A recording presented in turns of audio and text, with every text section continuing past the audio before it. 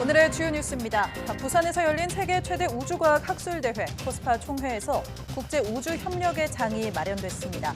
이번에 국제 무대에 처음 데뷔한 우주항공청은 라그랑주점 탐사 등을 함께할 동료를 모색했고 국내 우주 기업들은 부스를 열고 기술 성과를 홍보했습니다. 지금까지 병원으로 돌아온 전공의는 1000여 명에 불과한 것으로 드러나면서 전공의 무더기 사직이 불가피해졌습니다. 환자단체는 수련병원들이 대체 인력 확충에 힘써야 한다고 지적하면서 상급 종합병원을 숙련된 인력 중심으로 재편하는 구조개혁도 차질 없이 추진하라고 촉구했습니다. 미국 곳곳에 40도를 웃도는 폭염이 이어지면서 1억 명 이상이 폭염특보 영향권에 놓이게 됐습니다. 북위 55도에 있는 러시아 시베리아도 낮 최고 기온이 30도를 넘는 무더운 날씨가 계속되고 있습니다. 지구온난화로 빙하가 빠르게 녹아내리면서 지구 자전 속도가 점점 더 느려지는 것으로 나타났습니다. 2000년 이후 100년간 지구의 하루는 1.3밀리초 길어질 것으로 분석되는데 이는 직전 100년간보다 최대 4배 이상 더 길어지는 겁니다.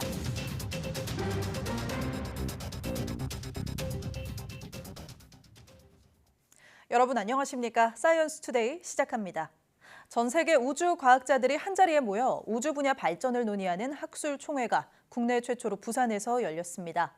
국내 우주 사업을 총괄하는 우주항공청 카사가 첫 국제 행사에 나서면서 우리나라의 우주 분야 위상이 더 높아질 것으로 기대됩니다. 취재의 임늘솔 기자입니다. 국내 인공위성 기술력은 세계 7위권. 누리호와 다누리 발사 성공으로 우리나라는 진정한 의미의 세계 7대 우주 강국에 올라섰습니다. 세계에서 보는 대한민국의 우주 기술력 역시 비슷했습니다. 위성과 로켓 분야의 높은 기량은 물론 달 탐사를 위한 준비 또한 충분하다는 것입니다. 또 정부와 연구자, 산업체의 협력이 조화로우며 국제 협력에 열린 자세를 지닌 점이 한국 우주 분야의 강점으로 꼽혔습니다. 이처럼 국내외 우주 분야 전문가들이 모여 각국의 우주 개발 성과를 공유하고 국제 협력과 우주 정책 등을 논의하는 자리가 마련됐습니다. 세계 최대 규모의 우주 분야 국제 학술 대회인 코스파는 2년마다 대륙을 돌며 열리는데 한국에서 열리는 건 이번이 처음입니다. There are so many topics we will focus and we can because we have so many experts in these fields. And also COSPA's role in the international space sector will grow because we can really connect and bridge between the different stakeholders worldwide. 이번 총회에는 지난 5월 개청한 우주항공청 카사를 비롯해 미국 항공우주국, 유럽우주청 등 60여 개국 3,000명 이상이 참석했습니다. 우주청은 이번 총회 동안 미국 등 주요 우주기관과 고위급 양자회담을 통해 새로운 우주과학 분야 공동 프로젝트도 발굴할 예정입니다.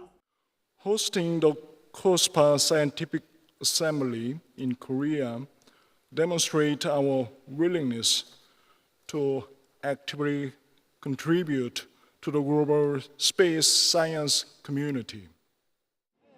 또 항우연과 천문연을 비롯해 이노스페이스, 컨텍 등 국내 우주 기업인들도 부스를 마련해 국내 우주 기술을 전 세계에 알렸습니다.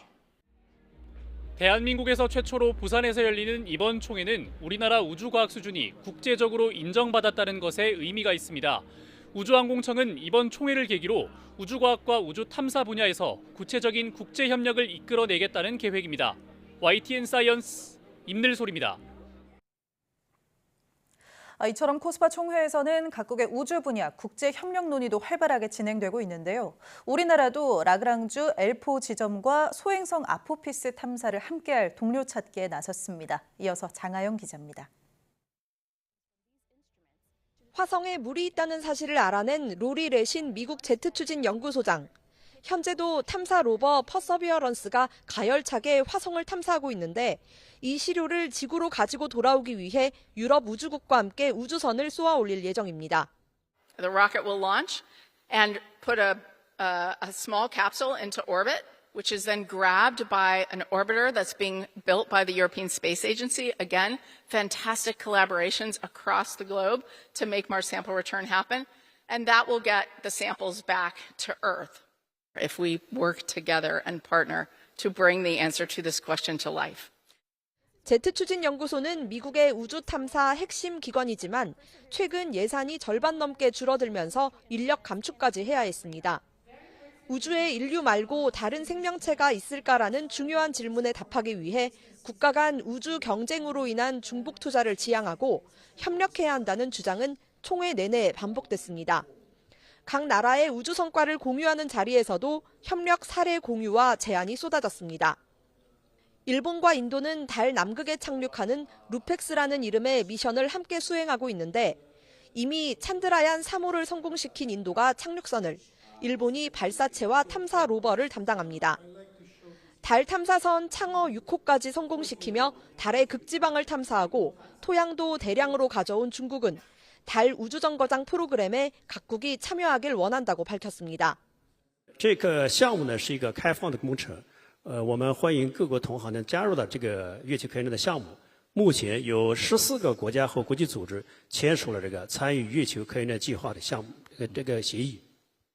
한국우주항공청 카사라는 이름으로 국제 무대에 데뷔한 한국도 라그랑 주점 탐사, 아포피스 탐사를 함께할 동료를 구하고 있습니다. CASA will collaborate with the partner nations since these missions can only be accomplished collectively as a global community. 이번 코스파 총회의 주제는 팀 스피릿 인 스페이스, 우주에서의 팀 정신입니다. 인류 공동의 과제를 해결하기 위해 국제 협력이 갈수록 중요해지고 있다고 과학자들은 입을 모았습니다. YTN 장하영입니다. 삼성전자가 제주와 여수, 통영 인근 섬 지역을 대상으로 갤럭시 Z 폴드 6와 갤럭시 Z 플립 6 드론 배송을 실시합니다. 삼성전자는 드론 배송을 이용하면 선박 운항 시간이 끝난 뒤에도 배송이 가능하고 배송 기간도 일주일에서 하루로 대폭 단축돼 도서 지역 소비자들의 편의성이 대폭 개선될 것이라고 설명했습니다. 국토교통부의 드론 실증도시 구축 사업과의 협력을 통해 이뤄진 드론 배송 서비스는 오는 19일 본격 운영되고 향후 스마트폰과 태블릿, 스마트워치 등으로 대상 제품도 확대될 예정입니다. 장마 전선의 영향으로 전남 진도에는 1시간에 100mm가 넘는 물폭탄이 쏟아졌습니다. 인명피해는 없었지만 전남 서남권을 중심으로 주택과 농경지 등의 침수 피해가 잇따랐습니다. 보도에 오선열 기자입니다. 많은 비로 불어난 하천의 물이 폭포수처럼 쏟아집니다. 소방대원이 기중기 줄을 타고 손전등을 비추며 인명수색을 벌입니다. 밤사이 폭우에 하천 옆에 세워진 중장비가 물에 빠진 겁니다. 구구대에 씌워놨는데 비가 많이 와볼게 어쩌니까 비가 많이 와서 굽고 내려보니까 자갈 굽고 내려보니까 굴러 내려버렸어요. 물장이 많이 와서 몇 밀리 온지는 모르겠어. 우리 집도 침수 잡았어요. 산에서 흘러내린 빗물이 덮치면서 마을은 물바다로 변했습니다. 마을로 들어가는 길이 파손되고 집 담벼락도 산산조각이 났습니다. 그래갖고 다 파여버렸잖아요. 전답으로 해갖고 아스콘이라는 거 도로 포장한 게 여기 지금 이 밭자리로 싹 쏠려버렸어요. 장비를 좀 걷어내긴 했는데 피해들 농민들도 어르신들도 좀 피해도 좀 막심하고. 진도와 완도 등 전남 서남권을 중심으로 많게는 170mm에 가까운 장대비가 내렸습니다. 무인 관측 지점인 진도은 의신면엔 1시간에 무려 103.5mm의 비가 집중됐습니다. 짧은 시간 강하고 많은 비가 쏟아졌습니다. 수위가 낮았던 이곳 하천도 물이 급격히 불어났는데요. 최근 잦은 비에 지방까지 약해지면서 토사가 흘러내려와 온통 흙탕물로 변했습니다. 집중호우에 아파트 지하 주차장과 농경지 곳곳이 물에 잠겼습니다. 집 60여 채도 침수되면서 60여 명이 일시 대피하고 구조도 잇따랐습니다. 산사태에 대비해 취약지 주민 80여 명은 미리 대피하기도 했습니다. 이번 주 내내 비가 이어질 것으로 예보돼 추가 피해가 우려되고 있습니다. YTN 오선혜입니다. 16일 경남 곳곳에 호우특보가 발효된 가운데 소방당국의 출동이 잇따랐습니다. 경남 소방본부는 오후 2시 기준으로 안전조치가 14건이고 인명피해는 없다고 밝혔습니다. 16일 아침 8시쯤 합천군 야로면에서는 주택 뒤편 담벼락이 무너졌고 낮 12시 반쯤엔 하동군 금남면의 주택 배수로에 이물질이 쌓여 한때 인근 도로 등에 물이 고였습니다. 또 오후 2시 10분쯤 남해군 창선면에서는 집에 물이 들어온다는 신고를 받은 소방당국이 출동해 안전조치를 했습니다. 올여름 미국 중서부에서 시작된 기록적인 폭염이 동북부까지 확산하며 피해를 키우고 있습니다.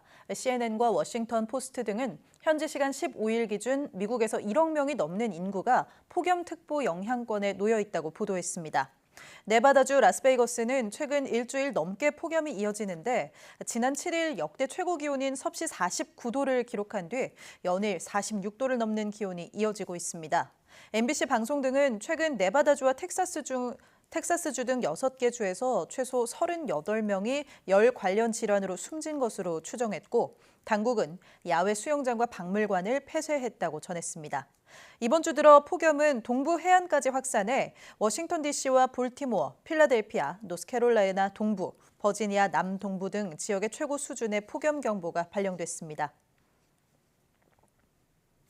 북반구에도 폭염이 계속되면서 북위 55도에 위치한 러시아 시베리아의 노브시비르스크에도 낮 최고 기온이 섭씨 30도를 넘는 더위가 찾아왔습니다. 노브시비르스크의 평년 7월 낮 기온이 섭씨 25도 수준인데 비하면 크게 높은 수준입니다. 더위를 식히려는 사람들이 강물에 뛰어들다 물놀이를 즐기다 숨지는 사례도 잇따르고 있습니다.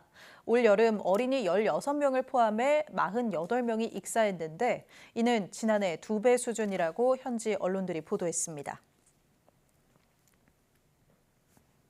이 같은 지구온난화 탓에 하루의 길이도 더 빨리 길어지는 것으로 나타났습니다.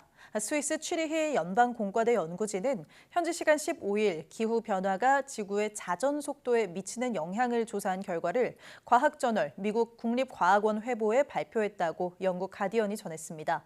연구에 따르면 빙하가 녹은 물이 자전 속도에 미치는 영향 때문에 하루의 길이는 2000년 이후 100년간 1.3밀리초 길어지는 것으로 분석됐습니다.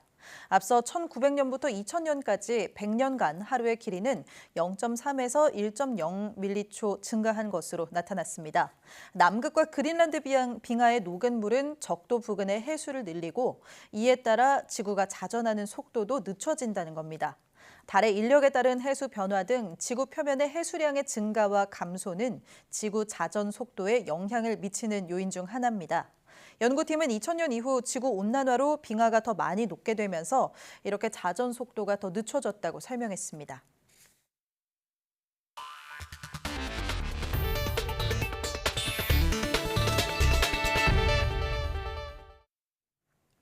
보건복지부는 지난 15일 정오 기준 전체 211곳의 수련병원 출근자가 지난 12일보다 44명 늘어 출근율이 8.4%로 나타났다고 밝혔습니다.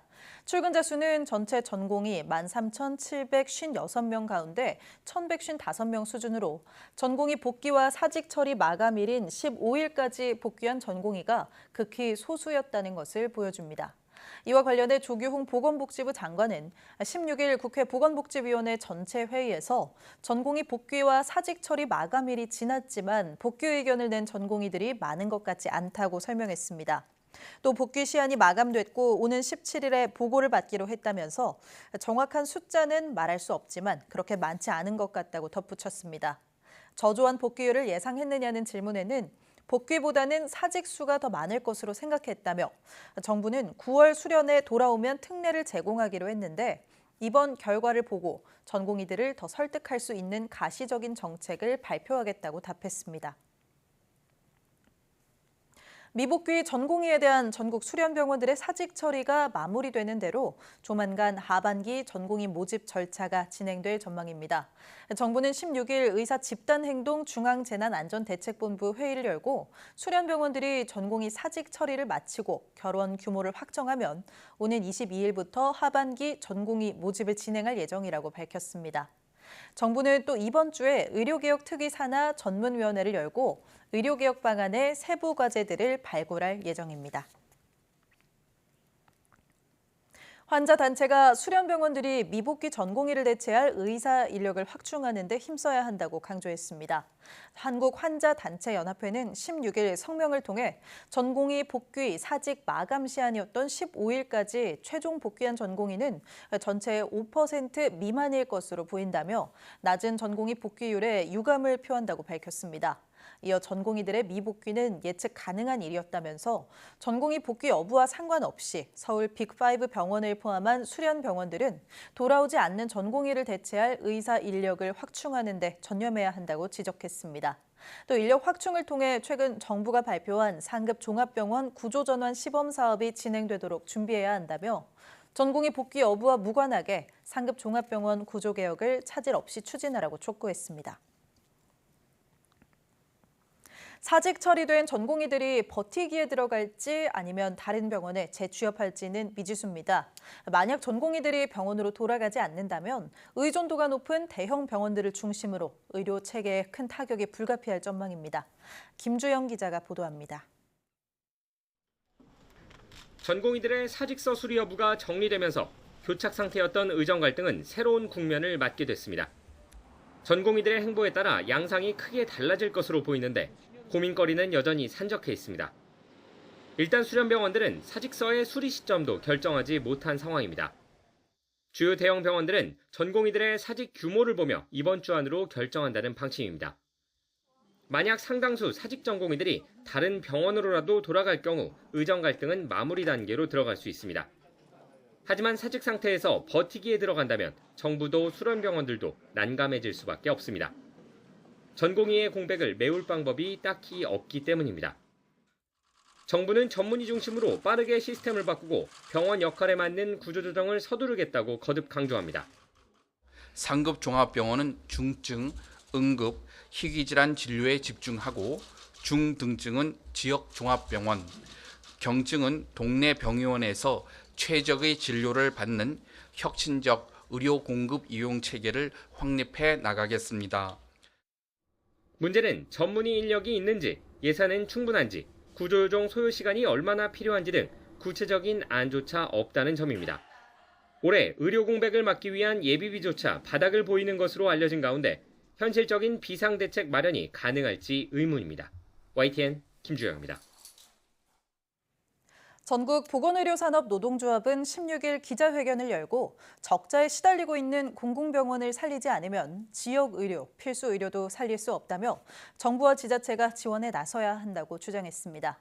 보건의료노조는 코로나19 유행 시기 공공병원들이 감염병 전담병원으로 기능하기 위해 일반 진료를 줄이거나 중단했고 그 이후 현재도 외래 환자 수 감소, 의료 인력 이탈, 대규모 적자 등에 시달리고 있다고 지적했습니다.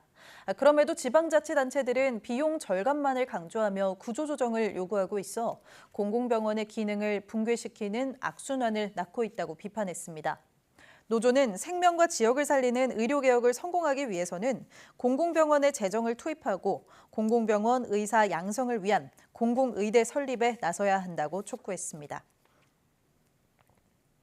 소비자단체가 배달앱들의 구독 서비스로 전환이 외식물가 상승을 더욱 부추길 수 있다고 우려했습니다.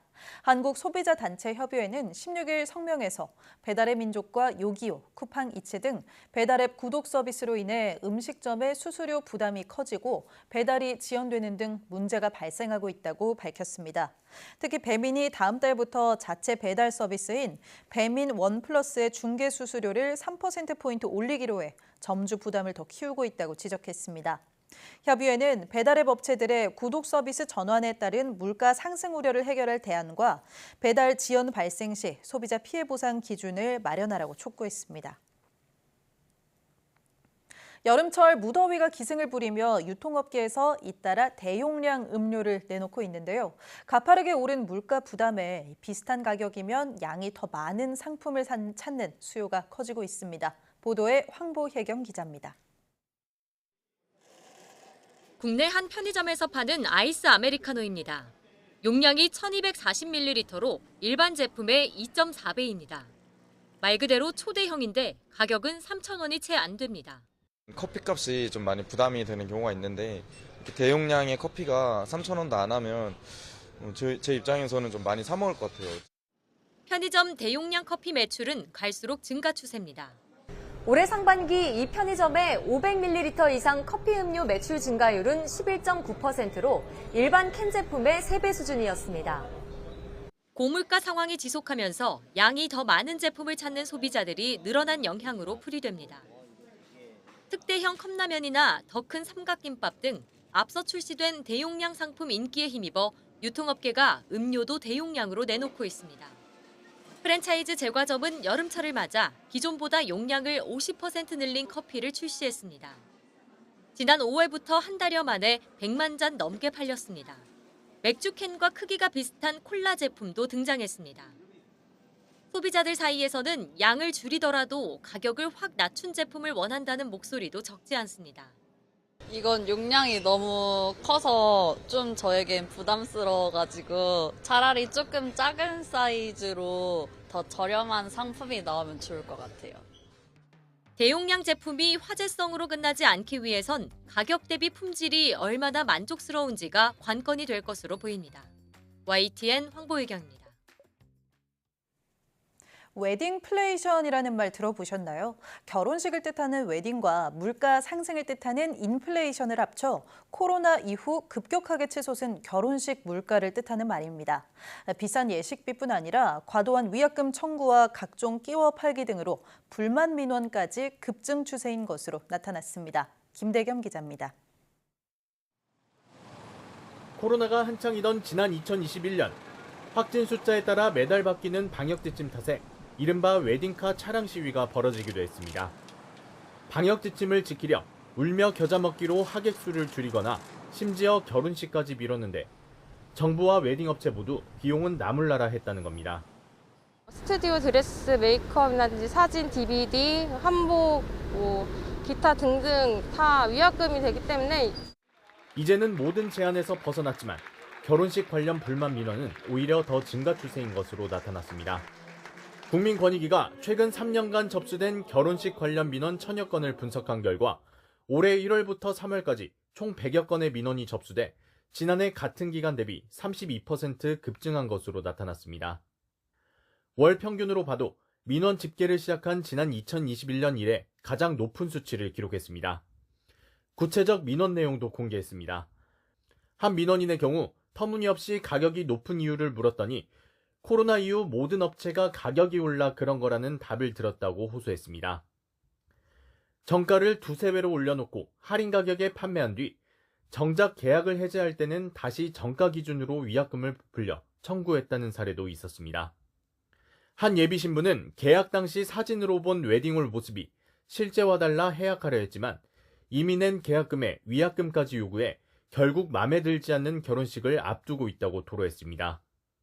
위약금이나 계약금이 290만 원이면 어떤 사람 한 달 월급보다 많을 수도 있고 그게 사실 뭐 큰 돈이니까 저희는 그거를 날리면서 다른 곳에서 하기에는 경제적 부담도 있고. 이 밖에도 사진 촬영과 같은 부대 서비스를 의무적으로 이용하도록 끼워 팔기를 하거나 제대로 된 설명도 없이 추가금을 부과하는 등 다른 문제점에 대한 지적도 이어졌습니다. 본식 사진 촬영 같은 부대 서비스를 이용 강요하는 관행이 있었고요. 소인식 때는 소인만 따로 이제 몇 명 왔는지 계산을 해가지고 따로 추가로 계산을 해야 된다고 하는 게. 권익위는 공정위와 한국소비자원 등 관계기관이 표준 약관 마련이나 가격 표시제 도입 등에 활용할 수 있도록 이번 분석 결과를 제공할 예정이라고 밝혔습니다.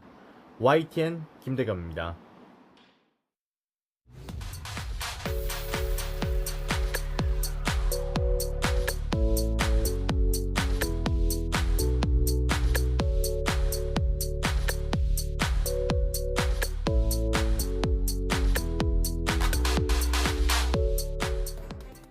전 세계의 우주연구자가 우리나라 부산에서 모인 코스파 2024 소식 전해드렸습니다. 총회의 주제인 우주에서의 팀정신처럼 우리나라도 예비타당성 조사 사업 선정 실패로 포기했던 소행성 아포피스 연구를 국가 간 협력을 통해 재개할 수 있을 것으로 기대하고 있습니다. 21일까지 계속되는 코스파에서는 일반인들을 대상으로 한 토크 콘서트와 강연도 다채롭게 준비돼 있으니 관심 있는 분들은 찾아보셔도 좋겠습니다. 뉴스 마칩니다. 고맙습니다.